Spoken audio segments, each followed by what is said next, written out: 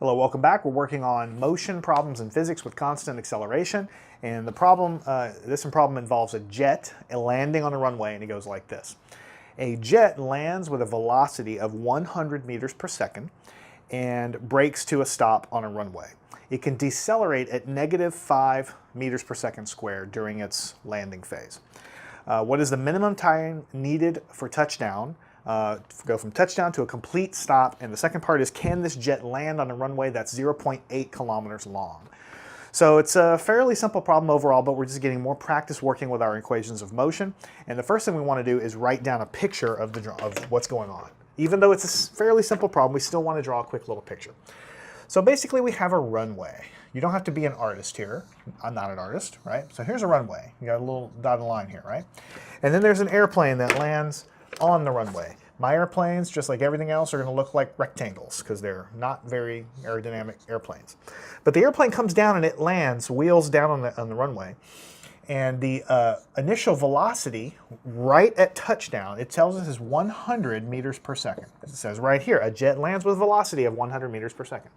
We're considering this the positive x direction. In fact, we can say this is x naught equals 0 down here, and then this is some value of x, the end of the runway, down that direction. All right. Now, when the jet actually lands, it has an acceleration. I'll just do it like this. A equals -5.0 meters per second squared. That goes along with the jet here. And then later on, at some future time, the jet rolls to a stop, and we're saying it's basically at the end of the runway, or we're hoping it's at the end of the runway anyway. And we're saying at this point, its velocity is equal to 0.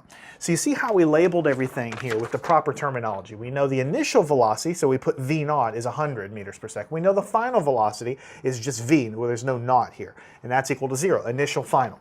The acceleration is negative. So if this is x is equal to 0, this is the positive x direction going this direction. And if the acceleration is negative, that really means that it's accelerating the other way, which means it's fighting the velocity or subtracting that much velocity each time. And so it's basically slowing down from 100 down to 0 meters per second squared. So the first part of the question says, what is the minimum time needed for touchdown? So we have to look at our equations and see what makes sense. You might look at the first equation because it has time variable in there, but it immediately becomes problematic because it doesn't tell us how long the runway is in the problem.